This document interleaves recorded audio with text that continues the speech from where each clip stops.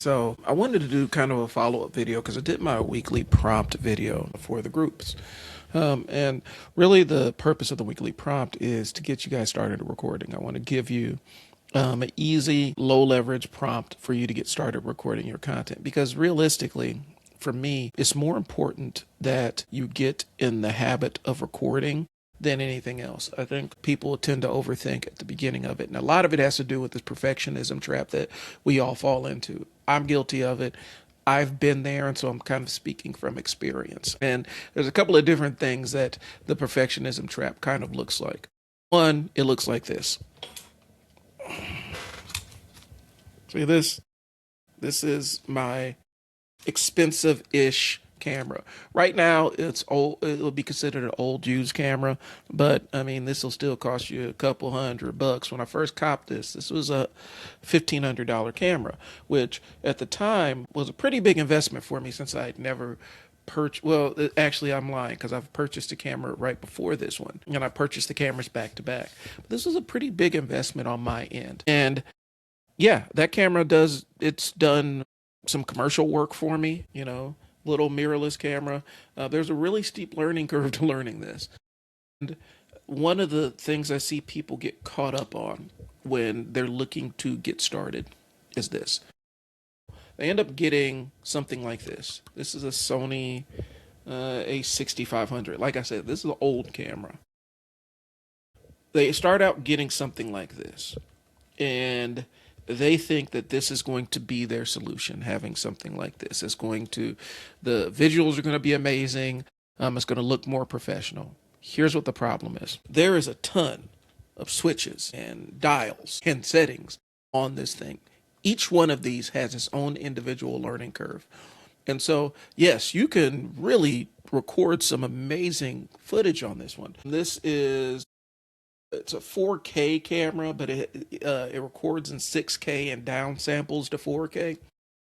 You're never going to be able to, the chances of you requiring something of this magnitude or something, even this is an old camera. This camera's over 10 years old. The chances of you needing something like that for just business content, pretty far-fetched. You don't need anything like that. This is a webcam that I bought from Amazon used. It's an Elgato webcam. Got it for about $70. That was my primary workhorse for a number of years, and nobody could tell the difference. Not a single person. This little webcam that I got for $70, as opposed to this $1,500 plus tax camera. This camera has gotten more views than that camera. Gear doesn't matter. There are YouTubers out there right now that have shot their entire body of amazing content on pretty much a smartphone. Smartphones have world-class cameras in them. They also have great mics because they are a phone. You don't need gear to start creating your content. And unfortunately, it ends up becoming this security blanket for you.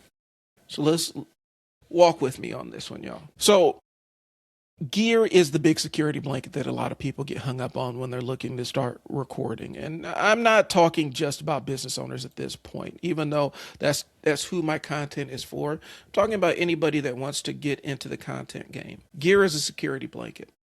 Okay? Buying a $3,000 camera before you've made $300 in sales is not a business investment.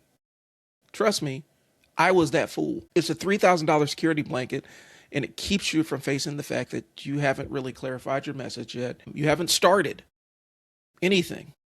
Because buying that $3,000 camera means that now you have a $3,000 camera learning curve so that you can look amazing like you see the people on YouTube or TikTok or whatever.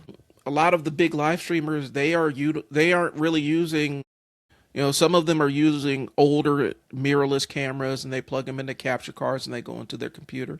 Some are just using high quality webcams, and you don't need much more than that. I'm going to be honest with you. Audio is the thing that makes the difference. People will watch a video that has kind of marginal video quality. They will not watch an incredible video with bad audio. It won't happen. And so it ends up becoming this blame game. You want the expensive gear because if the video fails, you can blame the lens. But if you can record it on your iPhone, if you record it on your iPhone and it fails, you have to admit that you may have been the gap. And here's the thing. There's nothing wrong with a video failing. Matter of fact, there's everything right with a video failing. That gives you data points to use so that your next video can be a little bit better.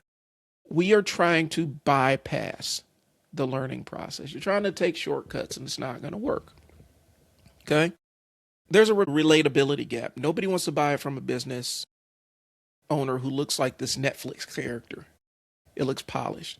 Some people do. Some people are going to be looking for that high-end stuff, and that's great. If that's what they're looking for, if the difference between them buying your product or service that solves a very specific problem for them at a generous fee, if the difference between them picking between you and spending a lot more to get a lot less with somebody else is the quality of, they're pixel peeping and they're like, well, this isn't a 6K video. This is only 1080 and all that. If that's the difference, then you probably don't want them as a customer.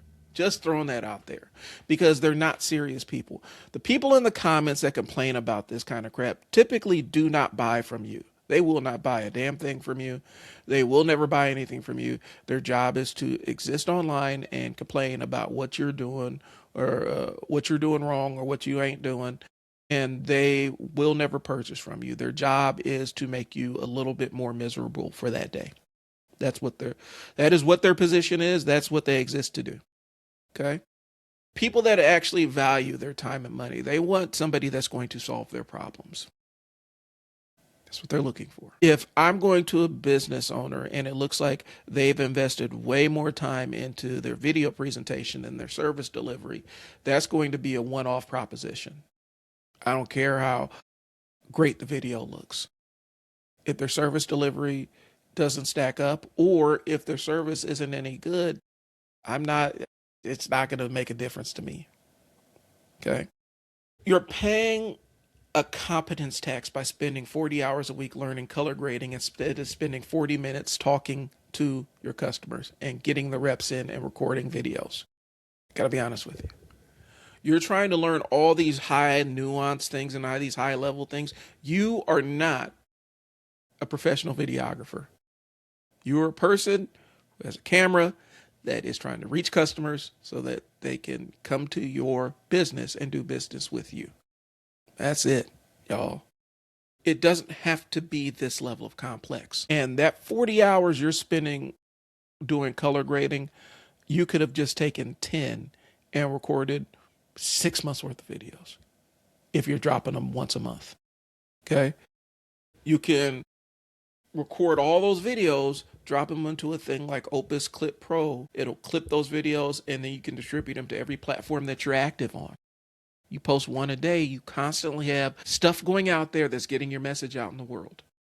You recorded one video, recorded 2 videos, you recorded 20 videos. You're building a library of content that you can always use as marketing assets.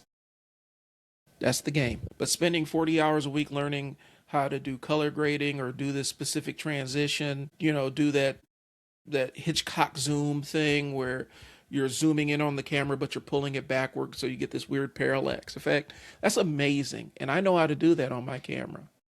You don't need to know how to do that because that's not going to make a bit of difference to your clients. You're just wasting your time with all this other stuff. A lot of people are stuck in tutorial purgatory and doing a lot of fake work. Again, I've been there, y'all. My Audible account is a testament to the fact that I will overstudy and overlearn a number of things. But the difference is, at some point, I take an action on that thing. Okay? There's a dopamine hit that comes with watching how-to videos. It's the most sophisticated form of procrastination you're ever going to find. If you want to optimize your procrastination, sit down and watch how-to videos. Amazing, high quality, great form of procrastination. You won't accomplish shit, but you will feel like you did. Because your brain will have the same kind of response that you have from watching these videos that you get from just taking some kind of action. You'll feel drained, you'll feel tired, and you'll feel really knowledgeable, and you wouldn't have accomplished a damn thing. You could get into tutorial purgatory, and it's really simple. We live in the information age. There's all kinds of, you have a supercomputer in the palm of your hand. You can look up any piece of data that you've ever wanted to know. Learn anything you've ever wanted to learn about. You don't need to learn anything else. You know everything you need to know. It's time to get started. The thing that's going to give you the real data that's going to benefit you is getting out there and screwing up and doing it the wrong way and then learning how to do it the right way. It's the difference between practical knowledge and then this assortment of collected knowledge that you have in your brain. Get some actual practical knowledge, practical application. I'm off my script, but I need to throw that in there. Very sophisticated form of procrastination with how-to videos. It makes you feel productive, and you're really just a spectator in your own experience. Tutorial purgatory is this. You've watched enough YouTube University to earn a film degree, but your uploads tab is a ghost town. You haven't uploaded anything. You haven't solicited your audience for any kind of real feedback about how you can get better. You haven't. And unfortunately, y'all, that's a comfortable place that a lot of people that live in that place. Okay? Because planning is great, man. Planning feels amazing. You know, you get to sit there and use your imagination and really feel like you're doing something. But at some point, you have to actually take the action step of doing it, implementing, executing the thing. Because execution is where the real data is. It crosses over from being a student to a consumer who's too scared to be a novice. And I've talked about this in previous videos. That fear of being a novice is stopping you from the life that you want to live. Your ego about not wanting to feel like a rookie is stopping you from the life that you want to live in. And the only way to get past it is be new at something, be bad at something, but at least you're doing something. Okay? A lot of times when you see, like, if you're in a specific industry, and I've been in that position where you're in a specific industry and you see somebody is outperforming you, you make this assumption that they know something that you don't. That's kind of a human assumption. You think that it's outside of your ability to compete with them because they're beating you. That's not really the point. Your competitor is not smarter than you. Their product isn't better. They may be executing and going out there and just rolling the dice. And because they've executed enough, they have enough capital to execute on a higher level than you can right now. The only thing that's the bridge between them and you is they execute the thing and you are still learning about the thing because you think that your learning is going to put you above their execution, and it never will. They'll always be a little bit ahead of you, no matter how much you learn. They're always going to be a rung above you because they're executing and getting real-time data points. They know what works and what does not work. You have to get to that point. Okay? They're not afraid of looking cheap. They're not afraid of a video looking bad. They're actually doing the thing. I've seen plenty of videographers, plenty of marketing agencies where I look at their video like, I could shoot a better video than that. I could record a better video than that. But they had been executing longer than I have, and so they've earned their spot ahead of me. I need to catch up. I need to get out there and execute the thing. I need to go out there and get the real-time feedback about the thing.